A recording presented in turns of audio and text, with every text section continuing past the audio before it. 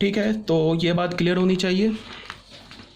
तो यहाँ पे मैंने क्या बोला कि ये जो 7th पॉइंट है ना, इसमें क्या बोला कि यहाँ भी डेल्टा सारे ज़ीरो हो जाएंगे, और यहाँ पे infinitely many solutions lies on straight lines.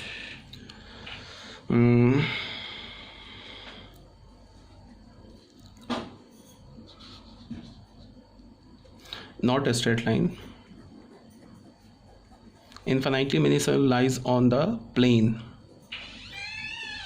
and contain 2 parameters। इसको बच्चों तुम अपने PDF में ना करेक्ट कर लेना।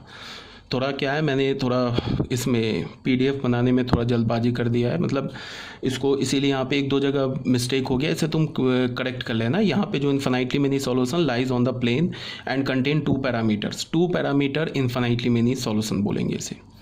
ठीक है, तो अभी तक हमने यहाँ तक ये जो 7 केसेस पढ़े ना, इसको ज़रा ध्यान से देखो। इस 7 केसेस में मैंने क्या बोला कि लाइंस या तो आपस में पैरेलल थी या तो लाइंस बोल रहा हूँ, प्लेन्स जो थी आपस में पैरेलल थी या तो कॉन्साइड कर रही थी।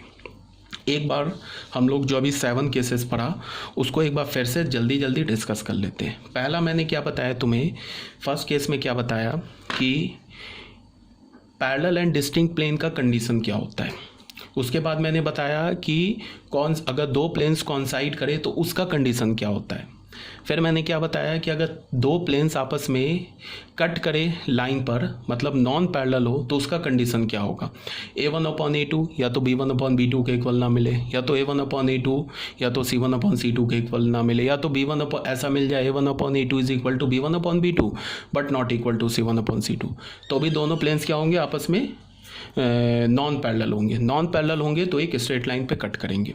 उसके बाद मैंने क्या बोला कि अगर तीनों प्लेन्स पैरेलल हो जाए, तो अगर तीनों प्लेन्स पैरेलल होगा वो हम चेक कैसे करेंगे, कोफिशिएंट से चेक कर लेंगे, जो पैरेलल प्लेन का कंडीशन है।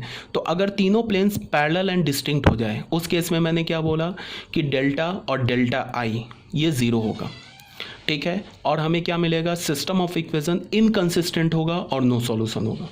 फिर मैंने क्या बोला कि अगर 2 प्लेन पैरेलल एंड डिस्टिंक्ट हो जाए और तीसरा प्लेन क्या हो, उस 2 पैरेलल एंड डिस्टिंक्ट प्लेन के साथ किसी भी एक प्लेन के साथ कॉन्साइड कर जाए, तो फिर क्या होगा, सिस्टम ऑफ इक्वेशन इनकंसिस्टेंट होगा and have parallel and distinct हो जाए। तो फिर उस केस में भी क्या होगा कि डेल्टा और डेल्टा आई ज़ीरो हो जाएगा। डेल्टा और डेल्टा आई क्या हो जाएगा, ज़ीरो हो जाएगा। क्या बोला कि 2 प्लेन आपस में क्या हो जाए, पैरेलल एंड डिस्टिंक्ट हो जाए, और तीसरा प्लेन उन 2 प्लेन्स के किसी भी एक प्लेन के साथ कॉन्साइड कर जाए, तो भी ऑब्वियस ही बात है कि कोई सॉल्यूशन नहीं आएगा। और इस केस में भी डेल्टा और डेल्टा आई ज़ीरो हो जाएगा। अगर तीनों प्लेन कॉन्साइड कर जाए तो फिर क्या होगा, इन्फिनाइटली मेनी सॉल्यूशन होगा, और इस केस में भी डेल्टा और डेल्टा आई ज़ीरो हो जाएगा। अगर 2 प्लेन आपस में पैरेलल एंड डिस्टिंक्ट हो जाए और तीसरा प्लेन अगर उस 2 पैरेलल एंड डिस्टिंक्ट प्लेन को कट कर दे, तो इस केस में क्या होगा, डेल्टा ज़ीरो होगा और any one of delta I is non zero होगा।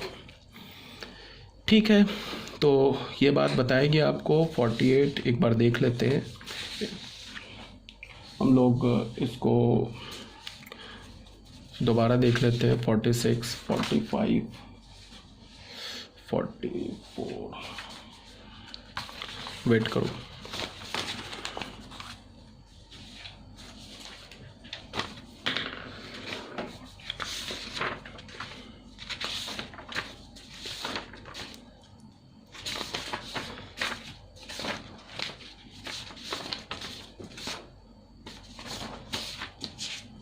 तो ये यहाँ तक तो अभी तक कोई प्रॉब्लम नहीं होनी चाहिए, आई होप आप लोगों को।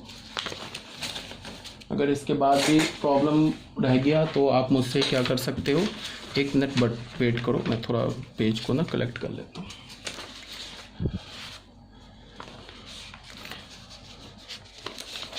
और अगर कोई प्रॉब्लम रह गया तो आप मुझसे क्या कर सकते हो, जब हम लोग ऑनलाइन इंटरेक्ट करेंगे ना, तो उसमें आप मुझसे डाउट पूछ सकते हो। ठीक है,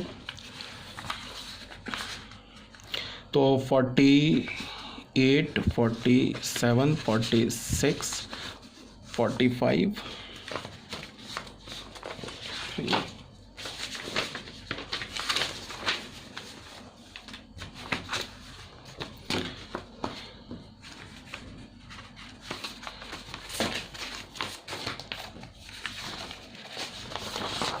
ठीक है बच्चों, यहाँ तक